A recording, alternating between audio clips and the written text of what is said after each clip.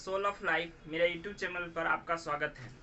जैसा कि हम लोग सीबीएसई एनसीईआरटी का फ्लेमिंगो बुक का स्टडी कर रहे थे, जिसमें मैंने पहले एक चैप्टर कंप्लीट कर चुका है, द लास्ट लेसन, और उसके बाद the story of stolen childhood, उससे रिलेटेड एक क्वेश्चन और कंप्लीट कर चुका हूँ, जिसमें स्टोरी ऑफ साहिब आलम यानी कि साहिब का स्टोरी जो मैंने पहले वीडियो में बता चुके हैं। अगर आप लोगों ने नहीं देखा है तो उसको जाकर के मेरे वीडियो चैनल या प्लेलिस्ट में देख सकते हैं, कि आपको मिल जाएगा वहाँ पर। ठीक है, तो आज हम लोग the story of stolen childhood, stories of stolen childhood का एक कहानी और बाकी है, जिसमें स्टोरी ऑफ मुकेश की कहानी अभी बाकी थी, तो उस कहानी को हम इस वीडियो में बताने वाले हैं। तो चलो शुरू करते हैं। तो जैसा कि हम लोग जानते हैं, the story of stolen childhood Anees Jung के द्वारा लिखा गया कहानी है। ठीक है, ये अनीस जंग जो थे ये इंडिया के एक एक्टिविस्ट थे। एक्टिविस्ट कहने का सेंस है ये सोशल वेलफेयर में इस सब में ज़्यादा ध्यान देते थे, और इनका ज़्यादा फोकस चाइल्ड लेबर के ऊपर बहुत रहा है। ठीक है, चाइल्ड लेबर कह सकते हैं भारत के लिए अभिशाप है। भारत के लिए क्या, चाइल्ड लेबर जहाँ कहीं भी है वहाँ के लिए अभिशाप है। चाइल्ड लेबर के लिए विलियम ब्लैक ने भी अपने पोएट्री लिखा हुआ था, उसमें मतलब उनका विलियम ब्लैक का भी पोएट्री सब जो होता था, अगर कभी मौका मिला तो हम विलियम ब्लैक के पोएट्री भी दिखाएंगे, जिसमें चिमनी सी पर सब बच्चों पर ही डेडिकेटेड था। तो हम लोग कह सकते हैं अनीस जंग जो इंडियन राइटर है, इनका जो कहानी है ना, ये भी खास करके इन्हीं मतलब इंडियन मूल से ही थे ये सब राइटर सब।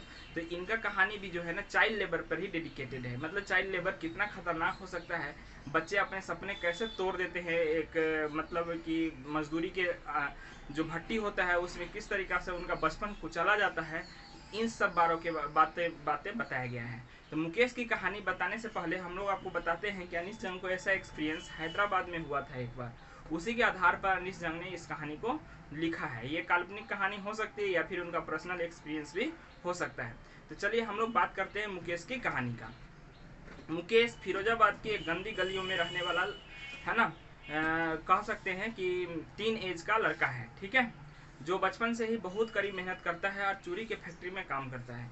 उसके पिताजी, उसके दादाजी ने भी यही काम किया है, चूड़ी के फैक्ट्री में। फिरोजाबाद दिल्ली के आसपास एक जगह है, ठीक है, जो फिरोजाबाद चूड़ी बनाने के लिए बहुत फेमस है। फिरोजाबाद चूड़ी बनाने के लिए बहुत फेमस है। वहाँ पर तरह तरह के रंग बिरंगे चूड़ियाँ बनाया जाता है, और वहाँ जो ग्लास फर्नेस होता है, उस ग्लास फर्नेस में बहुत सारे जो मजदूर हैं, जो लोग हैं, उसमें काम करते हैं और पूरा शिद्दत से मतलब पूरे मेहनत से चूड़ियाँ बनाते हैं। तो फिरोजाबाद ऐसा ही जगह है जहाँ पर क्या बनता है, रंग बिरंग की चूड़ियाँ बनता है। और मुकेश भी उसी फिरोजाबाद में है ना एक चूड़ी बनाने वाले कारखाने में काम करता है। तो हम लोग एक परिदृश्य ये भी देख लेते हैं कि फिरोजाबाद में जो ये मजदूर हैं, ये जो काम करने वाले जो मजदूर सब आते हैं, या फिर ये बच्चे लोग जो हैं, ऐसे बहुत सारे लोग हैं कि इनका एक बस्ती बसा हुआ है उस एरिया में। फिरोजाबाद के जहाँ चूड़ी बनाने वाला जो मोहल्ला है या जो कारखाना है, उसके आसपास एक बस्ती बसा हुआ है। उस बस्ती में जितने भी लोग रहते हैं उनका मेन वर्क चूड़ी बनाना ही है। ठीक है, समय के साथ उनका जो धंधा है वो विस्तार हुआ, लोगों का डिमांड बढ़ा। हम लोग जानते हैं कि भारत में चूड़ी बनाना कितना इम्पोर्टेंट है। सुहागन औरतों का जो श्रृंगार जो होता है वो चूड़ी से ही होता है। तो चूड़ी देख सकते हैं कितना इम्पोर्टेंट होता है। कोई भी फंक्शन में लेडीज़ पूरा चूड़ी पहनना पसंद करती है, भारत के जो लोग हैं। तो चूड़ी का डिमांड हमेशा बना रहता है। आज ऐसा नहीं है कि सिर्फ इंडिया में ही चूड़ी, पूरे वर्ल्ड में हम कह सकते हैं कि ये बिजनेस अपना पैर फैला चुका है। तो इन सब बिजनेस में काम करने के लिए छोटे बच्चे, मजदूर, इन सब की ज़रूरत पड़ती है, क्योंकि वो लोग जो होते हैं ये काम करने में देखो, बच्चा काम पे रखने का दो फायदा है, या बच्चा तो खाएगा कम, ठीक है ना, अब बच्चा को मजदूरी भी कम देना पड़ता है। बच्चा को काम पे रखने का यही फायदा होता है। जो बड़े मिल के मालिक होते हैं वो बच्चा को इसलिए काम पे रखते थे। मुकेश भी उसी तरह का एक बच्चा है जो फिरोजाबाद के गलियों में रहता है और अपने दादी के साथ रहता है। समझिएगा, वो अपने दादी के साथ रहता है। उसकी दादाजी जो थे, उसके दादाजी भी फर्नेस में, वो जो बैंगल बनाने वाले फर्नेस है उसमें काम करते करते उनके दादा का आँख का रोशनी चला गया हुआ था। ऐसा कहा जाता है कि फिरोजाबाद के भट्टी में जो काम करते थे उस सारे लोगों का है ना, सारे लोगों का जो भट्टी में काम कर करके उनका आँख का रोशनी अपने युवा अवस्था में आते आते चला ही जाता था, उनके आँख खत्म हो जाते थे। तो हम लोग मुकेश से रिलेटेड कुछ बात को देखते हैं कि मुकेश जो है वो बिलोंग करता है एक चूड़ी बनाने वाले फैमिली से। ध्यान रखिएगा, उसका फैमिली बिजनेस क्या है कि चूड़ी बनाना ही उनका फैमिली बिजनेस है। Mukesh belongs to family of bangle makers. ध्यान रख सकते हैं कि मुकेश जो है चूड़ी बनाने वाले फैमिली से बिलोंग करता था। और कहाँ रहता था, स्ट्रीट ऑफ फिरोजाबाद में। वो रहता कहाँ था? फिरोजाबाद की गलियों में रहता था। फिरोजाबाद किस लिए फेमस है? तो बेंगल मेकर्स के लिए फेमस है। वहाँ पर चूड़ी बनाने का तरह तरह का कारखाना है। उसके बाद बात करते हैं कि मुकेश का जो फैमिली था, वहाँ का हर फैमिली, सिर्फ मुकेश का ही फैमिली नहीं, every family in Firozabad engaged in making bangles. वो सारे के सारे ये चूड़ी बनाने में ही बिजी रहते थे। पूरा जीवन उनका इसी बनाने में चला जाता था। इसलिए कहा जाता है कि इस फिरोजाबाद के जो लोग हैं वो इसके अलावा दूसरा सपना भी नहीं देख सकते हैं कि भाई सपना में भी चूड़ी बनाना ही आ रहा है।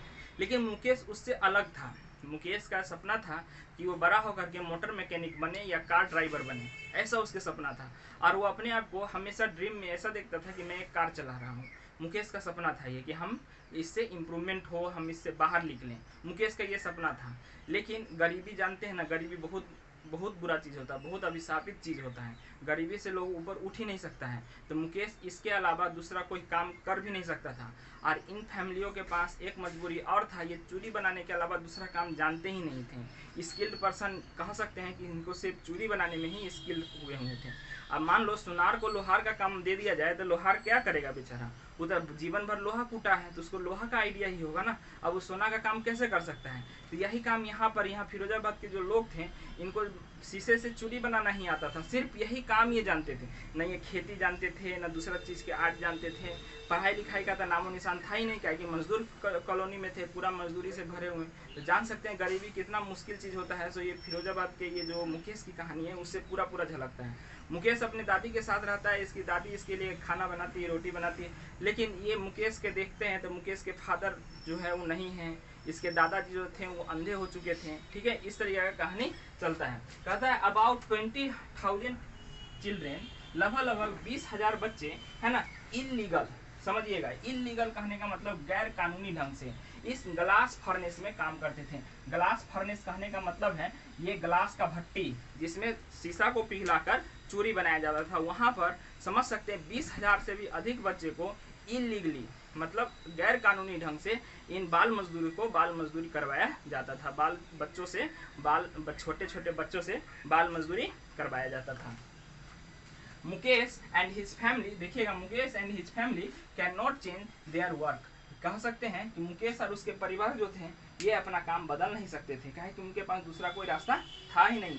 ऑल काइंड ऑफ बैंगल्स, जितने कलर के रंग बिरंगे चूड़ियाँ होती थी वो लगभग सारे के सारे बैंगल्स कहाँ बनते हैं? तो फिरोजाबाद में ही बनते हैं। ध्यान रखेंगे, मोस्टली बेंगल मेकर्स, कहता है जितने भी बेंगल मेकर्स हैं, है ना, लूजिंग देयर आई साइट, है ना, काम करते करते, भट्टी में काम करते करते उनकी आंख की रोशनी चली जाती है। आग की भट्टी में, ग्लास फर्नेस में काम करते करते उनकी आंख की रोशनी चली जाती है ना। कहते हैं कि यहाँ के जो लोग हैं या यंग मैन है वो लोग इनिशिएटिव ले भी नहीं सकते हैं, अपने मन से कोई इनिशिएटिव नहीं ले सकते हैं, कोई आइडिया नहीं ले सकते हैं। नो एबिलिटी टू ड्रीम, इनके पास ये योग्यता भी नहीं है कि वो नए सपने को देख सकें। सपने देखने पर भी पाबंदी है। कहते हैं ना कि सपने का उड़ान होना चाहिए, कि सपना देखो, सपने देखने में पैसा नहीं लगता है। लेकिन यहाँ पे गरीबी इतना बुरा हाल है कि ये लोग सपना भी नहीं देख सकते हैं। सपना उन्हीं को आते हैं जिनके पेट भरे होते हैं। कहते हैं यथार्थवाद और रस, जो कहते हैं छायावाद में बहुत अंतर होता है। यथार्थवाद इसको कहा जाता है, जैसे समझिएगा वास्तविकता क्या है। और देखो, जब तक आदमी का पेट भरा हुआ रहता है ना, पेट भरा हुआ रहता है ना, उनके दिमाग में प्यार, सपना, ये सब घर करता है। जब पेट खाली होता है तो उनको कोई सपने नहीं आते हैं। उनके बस एक ही ड्रीम होता है कि मेरा अगला दिन कैसा जाएगा। यही उनका ख्वाब होता है कि किस तरीक़ा से। और यथार्थवाद और छायावाद यही होता है। रोमांटिसिज्म और जो हम लोग कहते हैं रियलिटी, यही चीज़ होता है। रोमांटिसिज्म आदमी को तभी आ सकता है जब उसका मन भरा हो, प्यार से दिल भरा हो, तभी उसका मन सुख होता है ना, तभी प्यार उसको अच्छा लगता है, पसंद आता है। अगर हम लोग कहें कि यहाँ पर दो तरह के लोग रहते थे, there are two kinds of world थे, कह सकते हैं ये दुनिया दो तरीके के लोग थे। और बात करें कि भाई बाल मजदूरी कर रहा है तो पुलिस प्रशासन क्या इसमें कोई रोक टोक नहीं लगाता है? तो वास्तव में पुलिस प्रशासन की मिली भगत से ही चलता था। ये एक प्रकार का सटायर भी हो सकता है कि पुलिस प्रशासन पर एक सटायर भी हो सकता है। अनिस जंग ने सटायर किया है। कहा जाता है कि यहाँ के जो मनी लेंडर्स है, मनी लेंडर समझ सकते हैं, जो किसी को पैसा देता है, मनी लेंडर्स, है ना, पैसा देने वाला पूंजीपति, और मिडिल क्लास के जो लोग हैं, मिडिल मैन, है ना, और पुलिसमैन, ये तीनों के मिली भगत के कारण ही इस फिरोजाबाद में ये धंधा चल रहा है। समझ सकते हैं कि पुलिसमैन, मिडिल मैन और मनी लेंडर्स, मतलब कारखाने का मालिक, है ना, कर्मचारी और पुलिसमैन के मिली भगत से ही ये 20,000 बच्चे इन कारखानों में काम कर रहे थे। ठीक है, बात समझ में आए? ठीक है, तो हम लोग देखते हैं कि यहाँ पर दो तरह की दुनिया रहती थी। एक दुनिया था जो वर्ल्ड ऑफ बेंगल मेकर्स का था, जिसमें चूड़ी बनाने वाले लोग रहते थे, और एक दुनिया इनका था जो ये बच्चों को ढूंढ के लाते थे और उनसे यहाँ पर काम करवाते थे। इनके फैमिली को यही आधार दिया गया हुआ था कि इनको बेंगल मेकर्स ही बनना है। मुकेश का सारा जिंदगी चूड़ी बनाते हुए ना जाए, इसलिए मुकेश सपना देखता है। क्या सपना देखता है? कि वो एक कार ड्राइवर बनेगा, और यही सपना लेते हुए वो, है ना, चूड़ी बनाने के फैक्ट्री में काम करते रहता है। ठीक है, मुकेश का फ्यूचर क्या होता है? तो कहानी कभी भी कहानीकार, ये सब कहानी में कभी भी कहानीकार अंत नहीं पहुंचाता। कहने का सेंस है, एंडिंग तुमको नहीं दिखेगा ऐसे कहानी में। आप सोचिए कि मुकेश क्या अपना सपना पूरा कर पाएगा? मुकेश का क्या होगा? मुकेश अपने जीवन में कार ड्राइवर बनना चाहता है, वो बन पाएगा? इन सब सवालों पे छोड़ दिया जाता है। बस एक आईना दिखाया जाता है कि किस तरीक़ा से लोगों का या बच्चों का शोषण होता है ना। फैक्ट्रियों द्वारा, कल कारखानों द्वारा बच्चों का शोषण, आज भी बाल मजदूरी करवाया जाता है। आज भी चाय के टपरी पर, है ना, कोई भी फैक्ट्री में या फिर किसी भी, यहाँ तक कि जो हम लोग कहते हैं ना कि स्टेज शो, सिंगिंग शो, इस सब में भी बाल मजदूरी हो रहा है। लोग भले ही कुछ बोले, लेकिन ये क्या तरीका है कि 5 साल 6 साल के बच्चे को घंटों घंटों नचवा रहे हैं। वो क्या है? बाल मजदूरी तो है, लेकिन हम लोग को स्टैंडर्ड लगता है। करो भाई, करो, कोई बात नहीं है ना। जिस उम्र में बच्चों को खेलना कूदना पढ़ना लिखना चाहिए, उस उम्र में उनसे, है ना, आर्ट के नाम पे करवाया जा रहा है। तो वो करे तो जानते ही हैं, वो करे तो कला है, और इधर करे तो बाल मजदूरी है। अब अलग अलग नज़रिया है, लोग अपने अपने तरीक़ा से हर काम को देखते हैं। हम लोग डिफाइन नहीं कर सकते हैं, किसी के लिए जजमेंट नहीं कर सकते हैं कौन क्या कर रहा है। तो बस ये सब ध्यान रखिए। और मुकेश की कहानी से रिलेटेड ये मेन पॉइंट था। इस पॉइंट के आधार पर आप लोग चाहेंगे तो मुकेश से रिलेटेड कहानी सब, क्वेश्चन आंसर सब भी बना सकते हैं। तो अगर होगा तो हम एक बार क्या करेंगे, द लॉस्ट स्प्रिंग जो कहानी है, इस पर हम क्वेश्चन आंसर का एक, है ना, वीडियो बना देंगे, जिसमें question answer, important question answer के बारे में आपको बता देंगे। ठीक है, तो देखते रहिए। अगर पसंद आए तो लाइक शेयर सब्सक्राइब जरूर कर दीजिए, है ना। Thank you.